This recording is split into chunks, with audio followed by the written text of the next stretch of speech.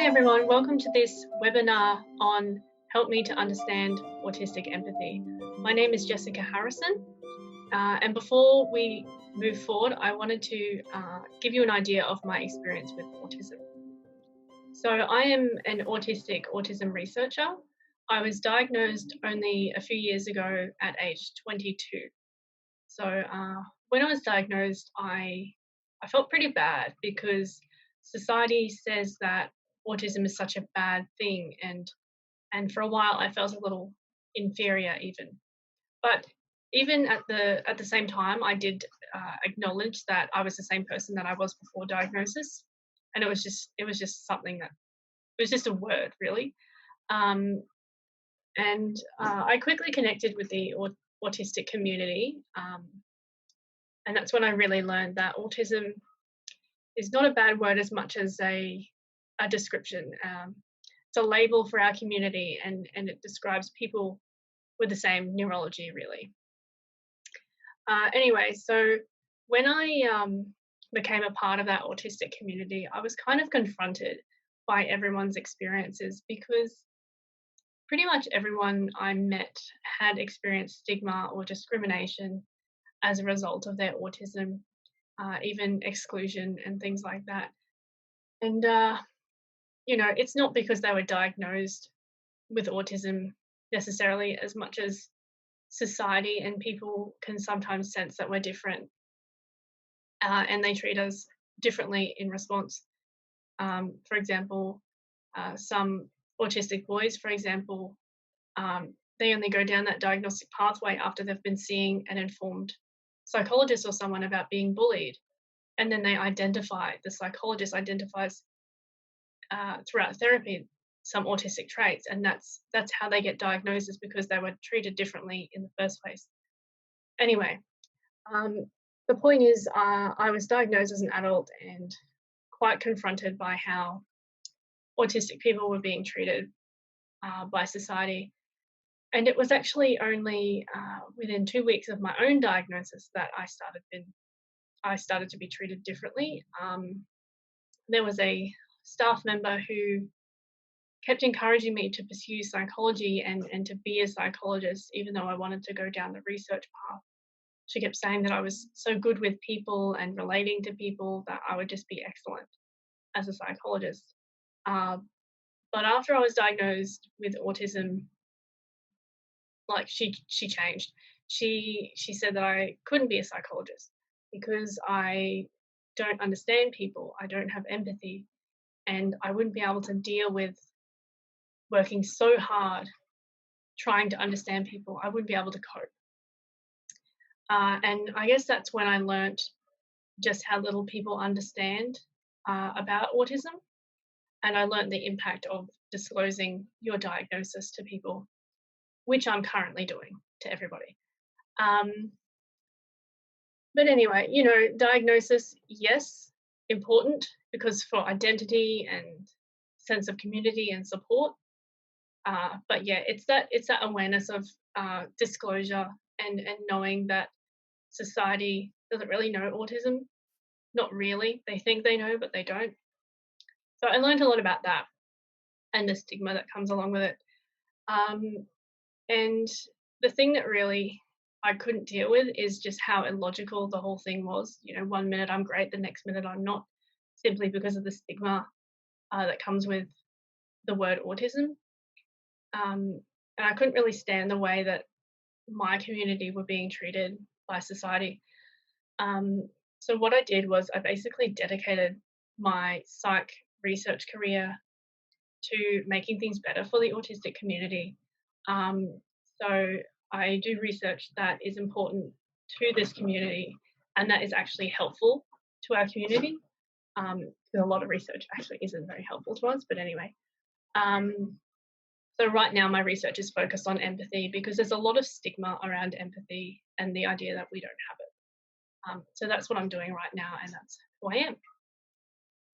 Okay, so the main aim of this webinar is to help you to understand autistic empathy in the hopes that it'll help you to understand your autistic child a bit more. First, we need to consider what empathy is. And I think it'd be good if you took a moment to stop and think what you think empathy is. So when you hear the word, what do you think about? For many people, they might think of a child offering another child a cuddle after they've been hurt. But this is more sympathy than empathy. It's not really the same thing. So empathy is about thinking and feeling. Uh, it's about knowing or understanding another person's thoughts, feelings, and behaviors. And it's about feeling with them. So if they're sad, you're sad. And if they're excited, you're excited. It's about just sharing that feeling together. So it's not exactly the same as cuddling someone when they're upset. And I think that's where a lot of misunderstandings come from. Sorry. Okay, so what does empathy look like? Well, it's different for everybody, obviously, but um, it's, as a general idea, your child might be stressed out when you're stressed out, for example, and they might be more prone to having a meltdown when you're stressed out because your stress means their stress. So, and it's not always about bad emotions. When people think empathy, they think, someone who's upset or angry or hurt, but it's all emotions. So if someone's excited, they'll be excited. It's everything. And for example, I have a lot of people have seen this kind of thing. I have a young niece who's going to big school next year, and she's really really excited. But the thing is, she didn't always know what big school was. Uh, so we would talk about whenever the topic of big school came up, we would act so excited that it was the best thing that could ever happen in the entire world. We would just be smiling and our faces would light up and we'd say, geez, that's exciting. And it was like we were talking about Disneyland or something like that. And so she was excited. She was over the moon and excited even before she knew what it was. And, she knows what big school is now. So she's excited for herself. But before she knew what it was, she was only excited because everyone around her was excited. And that's an example of empathy and just catching the feelings of other people. So yes, anyway. The thinking part of empathy is harder to see. Uh, Young kids tend to show their emotions, so you can gauge their emotions and see if they're feeling with you, I guess. Um, they tend to show their emotions a lot more. But with thinking, you can't really tell what someone's thinking or what they're understanding. Um, and it's hard because people people don't see the empathy. If the kid is thinking and understanding, that doesn't mean that they're gonna express that. Um, for example, I've had numerous situations as a child. I was very sensitive. Um, Watching the news and things like that, I would be very distressed every time I saw someone that was upset or hurt or natural disasters or anything. I would be very upset initially because I would see them upset and then I would be upset. That's the feeling empathy, that's that immediate feeling. But then after that feeling, I'd be thinking constantly, I would understand what the people are going through to some extent. I would understand the fear of a natural disaster or the helplessness of trying to rebuild and trying to get your lives back together. So yeah, even though I wasn't with the person or with the people, you can kind of get this. You can feel empathy through any medium, really. And the thing is, there was no outward sign that I felt empathy or that I understood, for example, that parents would feel helpless in trying to rebuild after a natural disaster, or they would feel fear um, that they can't get things back to normal for their kids and help their kids to move on and move forward and to live a good life.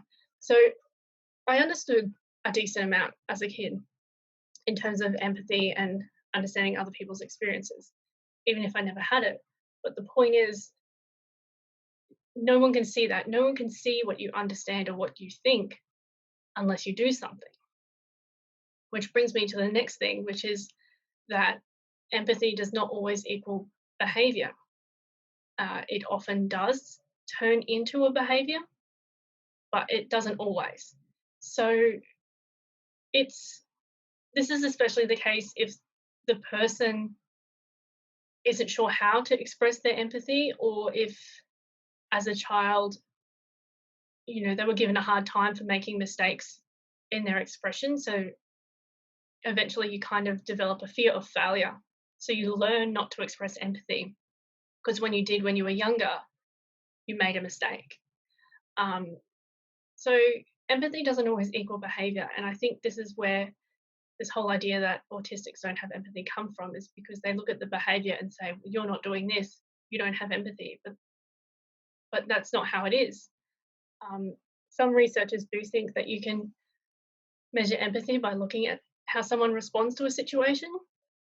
Does the child cuddle someone when they're upset? Do they give someone a high five when they've achieved something? But this can only give you a small idea of someone's empathy. If the kid offered someone a cuddle when they're upset, you can assume the child was also upset that the other one was. So you can assume that they have that feeling or affective empathy. And with that, you can assume that the child understood the person's pain and understood that the person needed reassurance, like a cuddle. But what you're doing is really assuming that they have cognitive empathy as well. You can't really be sure because you don't know what they're thinking and you don't know what they're understanding. But it looks like, from the outside, it looks like, okay, this person understands this person's in pain, so they're doing something. And often that is the case. But the question is, what if the child didn't do anything? Does that mean they don't have empathy? Does that mean they don't feel, or that they don't understand that the other person's in pain? You can't assume that. You can't assume that they don't have empathy because they do nothing, or that they don't understand, because no one person actually acts on every behavior, on every thought or feeling they have, and no one person acts on every empathic feeling that they have either. And I think a lot of the trouble is people assume or expect autistic kids to act on every empathic feeling, but no one does it. No one does. And autistic adults talk about this a lot because we often feel so much empathy, and we're distressed when other people are distressed, and we're upset when other people are, and we understand what someone's dealing with, but we don't always know how to express it. Especially if if you've been told off when you're younger, when you've tried, and you've made mistakes. So there's that fear of failure. It's like, well, if every time I try to express empathy, I do it wrong, why would I bother trying anymore? So you're in this situation where you feel for someone and you want to make something better for someone, but you're too scared to try. And I think that's a real common issue with autism. Then there's a situation where people think they feel empathy, they think they understand another person's situation, but they don't. And that's not just an autism thing. People think it is, but everyone does that all the time. Everyone makes mistakes. We think we understand, but we don't. And I think that's something that everyone needs to own and accept, not just autistic people. For example, non-autistic or neurotypical people do this to us all the time. For example, if we tell someone that we have autism or that we're autistic, a common response that we get pretty much every time is, you can't have autism because you're too high functional, or you can't have autism because you're too nice, or because you can talk. Um, and what's happening usually is that the other person thinks that they understand how we perceive autism. They think we perceive autism the same way as them, as a bad thing.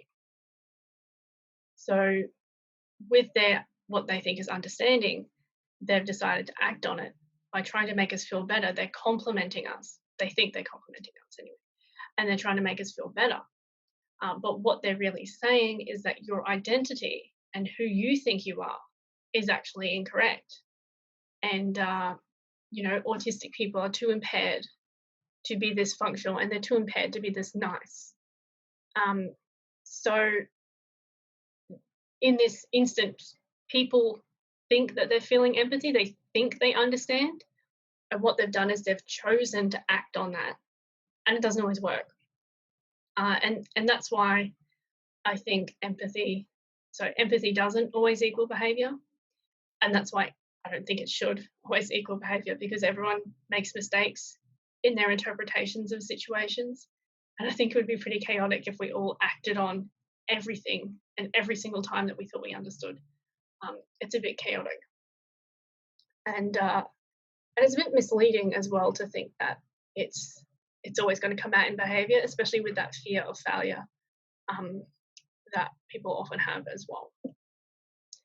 So why is empathy important? Well, the main thing is it affects all of our communication and all of our relationships. Some people think it's more of an emotional thing. It affects, how we reassure someone when they're upset, but it's everything. It's every time we communicate with someone. For example, empathy is affecting the way that I communicate with you now. I often speak really academically, or I tell a lot of jokes and be silly a lot. But with my cognitive empathy, I can understand that you as a general audience who don't know me, I can understand that that's hard for you to follow. Well, most likely, pretty hard. So I can understand that it's hard to follow, and that can be overwhelming and confusing. So I've got that cognitive empathy, I've got that understanding, and what I've done is I've decided to act on that and change the way I speak a little, so that people actually know what I'm talking about. And the hope, of course, is that it's working and that you get it. But anyway, and as I said before, you don't have to be with someone to feel empathy or to have that affect you. You can, it affects how we communicate via text and email and phone and letter, if you still do letters. It affects every form of communication. For example, if you text a joke to someone, you might put a laughing emoji after it or an LOL. And the reason you might do that is because you can understand that the reader of this text, you can understand they can't see your face, and you understand that they can't hear your tone of voice, they can't hear you laughing or see you smiling. So with that understanding or cognitive empathy, you know that the text alone, that writing alone might not be enough. So you choose to act on that by adding an LOL or something like that, so that hopefully they can get it. But empathy does move a bit beyond this.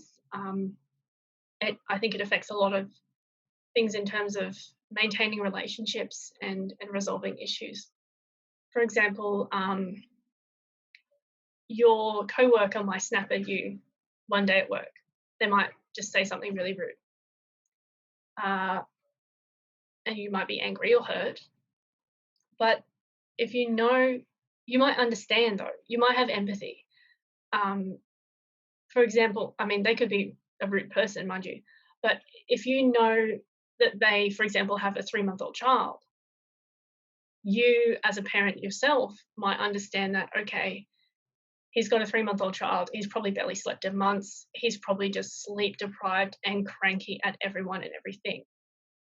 And so what empathy is doing is it's changing how you're responding to that negative situation, and it's helping to maintain that relationship with that person. So it is really important. Without empathy, we couldn't communicate properly to anyone ever.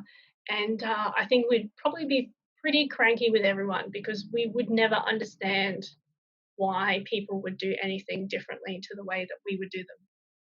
So it is very important in all relationships, but especially the parent-child relationship, which is kind of fundamental to who we are.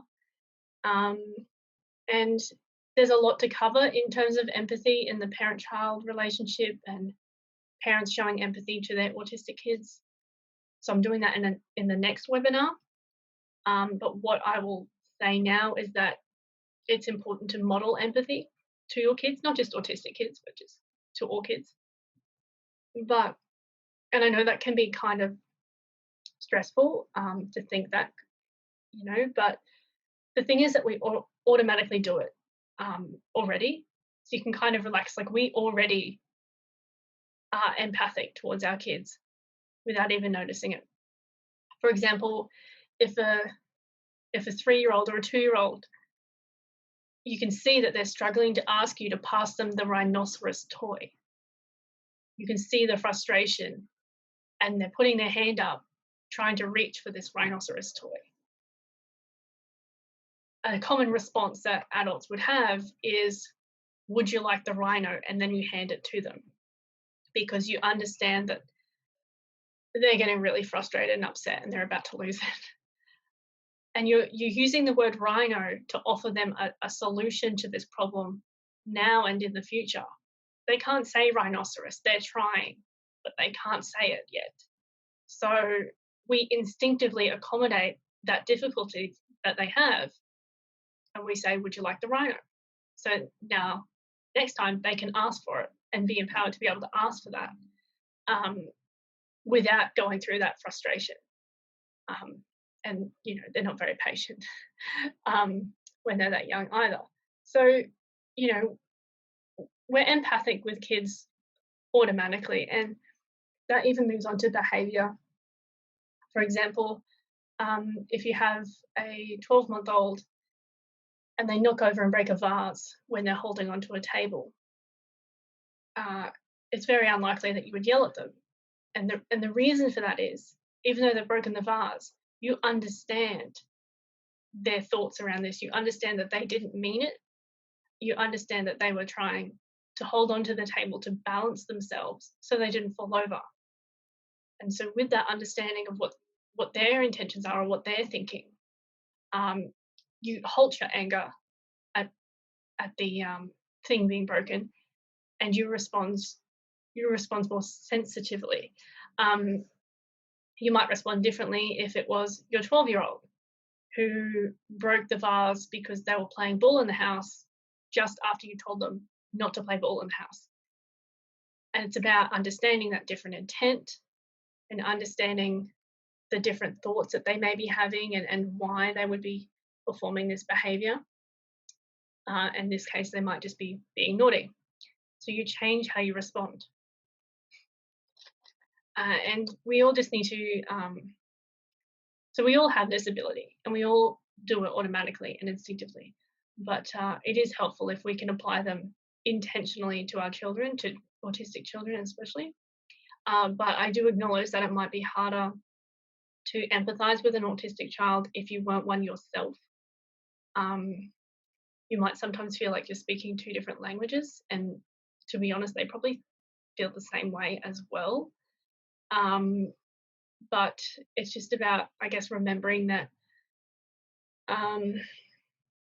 it's about modeling and showing that to them, and remembering that just because you can't see their empathy, it doesn't mean they don't have it, because they very well might have it, and it's just not obvious.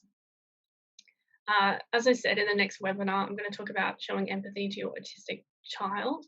But now I want to help you to understand empathy in autism a bit more.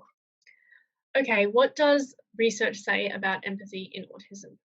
Well, as you can see here, there's quite a pattern with researchers saying that autistic people have an empathy deficit and that we're impaired or lacking in empathy. Some researchers have gone as far as saying that the empathy deficit is not only characteristic of autism, but it's used in defining what autism is. This is a big claim when you think about it, to suggest that the empathy deficit is it's part of the definition of autism. That's quite a big claim.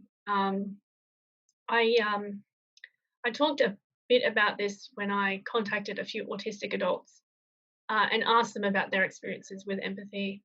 And one of them said, she sent me through something about this, and what she said was, the widespread belief that autistics don't experience and or express empathy delayed our mum plus 3 children diagnoses by 20 years.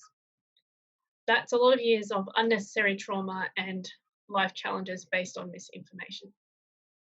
So this idea that we have an empathy deficit is significantly impacting access to diagnosis for people who otherwise meet every single criteria for autism. They're being denied because they show empathy.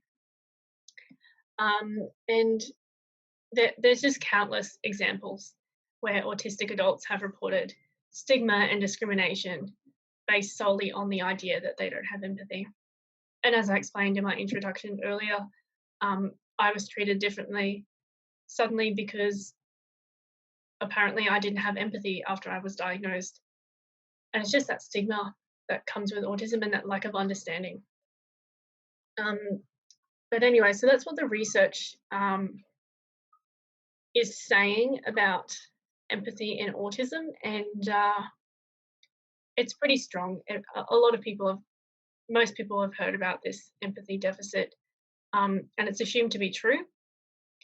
And given it's got a really big impact on our lives and stigma and diagnoses and discrimination, given it's got such a big impact, it has to be supported by strong evidence. It would be really awkward and bad if researchers and professionals were running around telling everyone that autistic people have an empathy deficit. If that's based on weak research, that would be horrendous. But it's very possible, however. So what I did was I wanted to look at this a bit closer for myself. So me and my supervisors conducted a systematic literature review. In English, that means, well, the review was on empathy measurement specifically. And in English, that means we got all studies that we could find, every study we could find that measured empathy in autistic or non-autistic adults. We got all of these studies together. We decided to only look at questionnaires because there's very few studies that measure empathy without a questionnaire. It's almost always a questionnaire. So we got all of these studies together and all of this research on these measures, on these empathy measures. And what we were able to do is look at all the research that everyone's done to determine the quality of these measures. Because people have evaluated the measures, not very much, but they have. So we got what everyone else has found on these measures, and we were able to come to our own conclusion about their quality. And what we found, unfortunately, was that not one of these empathy measures could be trusted. Not one of them had enough evidence that they actually measured empathy in autistic people. And actually, not one of them had enough evidence that they actually measured empathy in non-autistic people either. So all these researchers are kind of running around saying that we have an empathy deficit. But I suppose the question is, do we? Do we have an empathy deficit, or is it more that the measures are a bit dodgy and under-researched? And we don't know. We won't know until researchers start evaluating their measures properly, and then they find an empathy deficit with a measure that is actually proven to be high quality.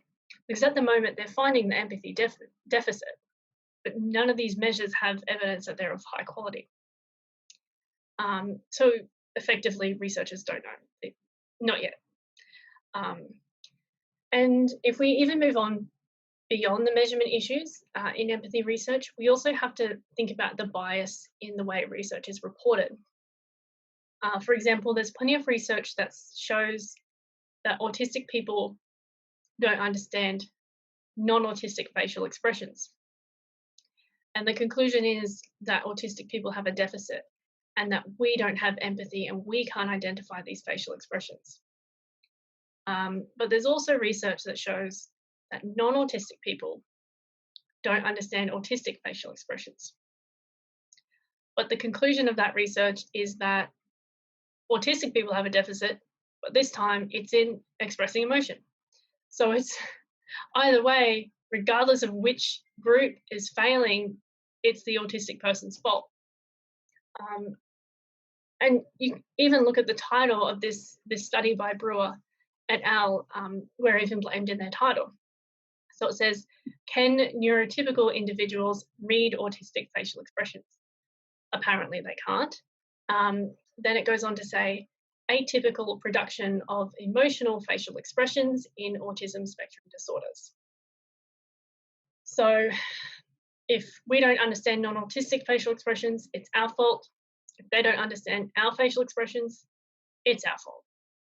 And that is just an example of bias in the way this research is reported. And now that you know that some of these issues in empathy research, you'll be able to be more informed and make more informed decisions about your child's therapy. Because some people often will tell parents of autistic kids that they need help with empathy, and they won't use the word empathy, but they'll say things like understanding other people's feelings and understanding what they're doing and what what they're thinking about. So there's a lot of subtle ways that people will suggest that your child doesn't have empathy, and now you have an idea, maybe a possible couple of responses that you can say to that.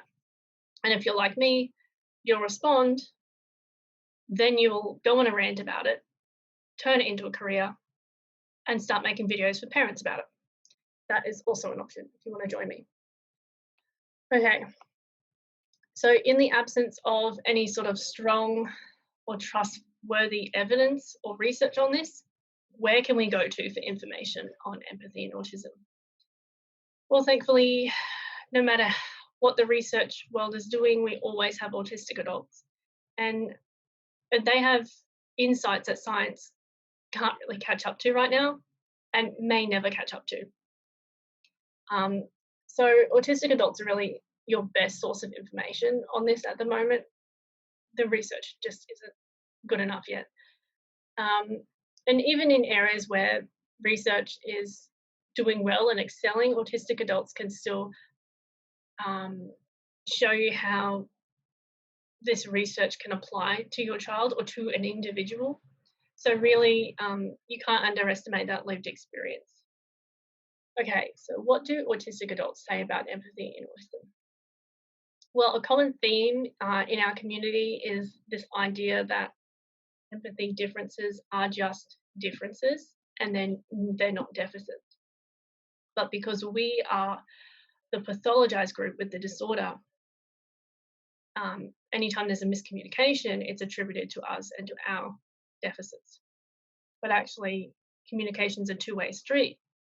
You know, if something goes wrong in the message between two parties, it's because the message wasn't sent in a way that the person can receive, and the message wasn't received in the way that it was intended. So it's a two-way thing. But unfortunately, we kind of bear the burden there in terms of the deficit. But Milton called this idea of this two-way kind of empathy disruption, called it the double empathy problem. And Yen Perkis sums it up probably a bit more eloquently than me. They said, while we, autistic people, are lumbered with the idea that we lack empathy, a lot of autistic people see allistics, so neurotypical, as lacking empathy towards us. the pathologizing of autism dictates that this mismatch is usually only seen and written about in one direction, and that is against autistic people. A few pretty cool researchers are starting to catch up to this idea in what we've been saying forever, which is, it's an empathy mismatch. It's a communication mismatch, not a deficit. Milton discussed this in depth, actually. And what he said was, it is true that autistic people often lack insight about non-AS perceptions and culture. Yet, it is equally the case that non-AS people lack insight into the minds and culture of autistic people. Then he went on to say that many autistic people have indeed gained a greater level of insight into non-AS society, and more than vice versa, perhaps due to the need to survive and potentially thrive in a non-AS culture. Conversely, the non-AS person has no pertinent personal requirement to understand the mind of the autistic person, unless they're closely related socially in some way. So what he's basically saying is that autistic people probably have a greater understanding for non-autistic people and non-autistic society because we need it. If we didn't understand, we wouldn't survive in this non-autistic world. We wouldn't survive or get by in this world, in this society. Whereas non-autistic people very rarely need to understand us. And so if they don't need to, they don't really try. Why would they bother trying? So that's an interesting perspective. Okay. So with the research currently inconclusive and autistic adults saying that we have empathy, my recommendation is we go for innocent until proven guilty. So empathic until proven otherwise. And now that you know, all this information about empathy research and empathy in autism, you can make a lot of informed decisions, and you can stick up for your child if someone says that they lack empathy as well. There's a whole range of responses available to you. If, for example, a professional tells you that your child lacks empathy and they need help with empathy, there are a lot of things that you could say in response to that. For example, you could say, the evidence is inconclusive because the measures haven't been evaluated, or the research is reported with bias because autistic adults are blamed when they don't understand non-autistic facial expressions, but autistic adults are blamed when other people don't understand their facial expressions. Possibly my favorite response, though, would be just ask if they've heard of the double empathy problem, because a lot of people haven't somehow. A lot of researchers and professionals haven't really come across it. I'm not sure why that is. And they might be stumped by this idea. But the good thing is double empathy problem it's an easy phrase for them to remember. So if we're lucky, maybe they'll go home after this conversation, Google it and learn something about it. In the next session, the next webinar, I'm going to go through applying some of these new understandings about empathy to give some ideas on how to empathize with your autistic child. Initially, I'm going to focus on a familiar but difficult scenario, which would be expressing empathy when your child's having a meltdown. And I know that can be a bit hard or a bit confronting, but I think this scenario in particular is very helpful and will help people learn a lot. So I think it's worth it. And I'm also going to cover some tips on empathizing with sensory issues and other issues, and how to communicate that with them, so that they can realize, so that you can purposely express your empathy in a really explicit way, so that they can so that they know that you understand. But that's it for this webinar. So thank you, and I hope to see you on the next session.